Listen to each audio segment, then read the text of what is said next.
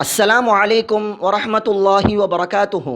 கண்ணிமிக்க அல்லாவின் நல்லடியார்களே, இறுதி நபித்துவ பாதுகாப்பு பேரவையின் சார்பாக 98ஆம் தகவல் மிர்சா குலாம் அஹ்மது காதியானி கூறுவது என்னவெனில், நபிமார்களினுடைய தீர்க்க தரிசனங்கள், நபிமார்களினுடைய முன் அறிவிப்புகள் நடக்காமல் போவது சாத்தியமற்ற விஷயமாகும் அப்படின்னு சொல்லியிருக்கிறார்.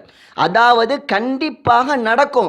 நபிமார்களுடைய தீர்க்க தரிசனங்களும் நபிமார்களுடைய முன் அறிவிப்புகளும் கண்டிப்பாக நடக்கும். நடந்தாதான் ஒரு நபி, நடக்கலைன்னா அவர் நபி இல்லை அப்படின்னு சொல்லிட்டு அவரே எழுதியிருக்கிறார். மிர்சா குலாம் அஹ்மது காதியானினுடைய ஒட்டுமொத்த நூல்களின் தொகுப்பிற்கு பேர் தான் ரூஹானி ஹசாயின்.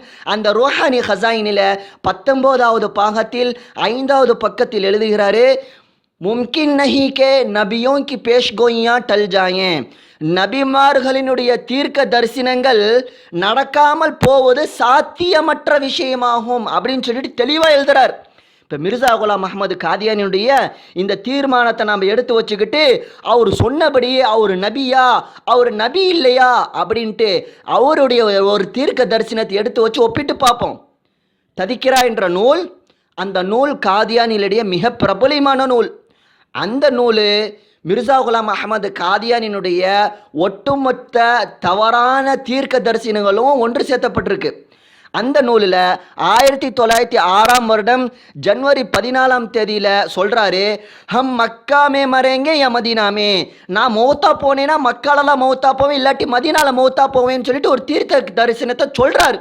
இப்போ பார்ப்போம் அவர் எங்கே மௌத்தா போகிறாரு அப்படின்னு சொல்லிட்டு பார்த்தோன்னா, அவருடைய மகனாரே மிர்சா பஷீர் அஹ்மத் எம்ஏ அப்படிங்கிற ஒரு சீரத்துல் மஹதி என்ற புத்தகத்தில், அதாவது மிர்சா குலாம் அஹ்மது காதியானுடைய வாழ்க்கை வரலாறு என்ற புத்தகத்தில் 15வது அறிவிப்பில் தெளிவாக சொல்கிறாரு, என்னுடைய தந்தை லாகூர் என்ற ஊரில் தான் மரணிக்கிறாரு, லாகூரில் தான் மௌத்தா போகிறாரு அப்படிங்கிறார். மிர்சா குலாம் அஹ்மது காதியானினுடைய தீர்க்க தரிசனம் நடக்கலை. அவர் என்ன சொல்லியிருந்தாரு, நான் மௌத்தா போனால் மக்காலெல்லாம் மௌத்தா போவேன், இல்லாட்டி மதீனால மௌத்தா போவேன்னு சொல்லியிருந்தாரா இல்லையா? அது நடக்கலை. அப்படிங்கும் போது அவருடைய தீர்மானம், நபிமார்களினுடைய தீர்க்க தரிசனங்கள் கண்டிப்பாக நடக்கும், நடந்தாதான் ஒரு நபி, நடக்கலைன்னா ஒரு நபி இல்லை அப்படிங்கிற அந்த தீர்மானத்தோடு இந்த தீர்க்க தரிசனத்தை ஒப்பிட்டு பார்த்தோன்னா அவர் தெளிவாக அவருடைய எழுத்திலேயே, அவருடைய பேச்சிலேயே, அவருடைய வாசகத்திலேயே நபி இல்லை அப்படின்னு சொல்லிட்டு ஊர்ஜினமாறார். இப்படி தெளிவாக இருக்கும் போது காதியானி சகோதரர்கள் அவனை எவ்வாறு நபியாக ஏற்றுக்கொண்டு பின்பற்றுகிறார்கள் சொல்லி என்று தெரியல.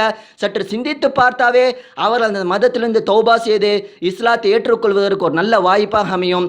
அடுத்த தகவல், மிர்சா குலாம் அஹ்மது காதியானி தன்னை கேவலமானவன், மோசமானவன் சொல்லிட்டு ஒத்துருக்கிறாரு. இந்த கேவலமானவன், இந்த மோசமானவன் இவங்க நபியாக எப்படி ஏற்றிருக்கிறாங்கன்னு சொல்லி தான் தெரியல. அடுத்த தகவல் நாம் இன்ஷா அல்லாஹ் தெளிவாக பார்ப்போம். அஸ்ஸலாமு அலைக்கும் வரஹ்மத்துல்லாஹி வபரகாத்துஹு.